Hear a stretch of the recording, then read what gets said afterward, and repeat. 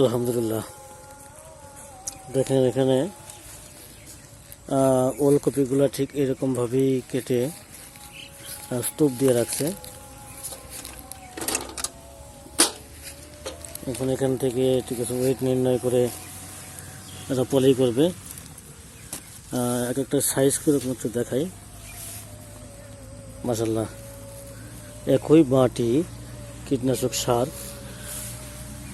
একই রকমভাবে ব্যবহার করার পরে ঠিক এরকম আপনার ব্যতিক্রমী একটা ফসল আল্লাহ উপহার দিয়ে থাকে। আসলে আল্লাহ পাকের অশেষ নিয়ামত। মাটিটা আসলেই সোনার খনি হিসেবেই গণ্য করা হয়।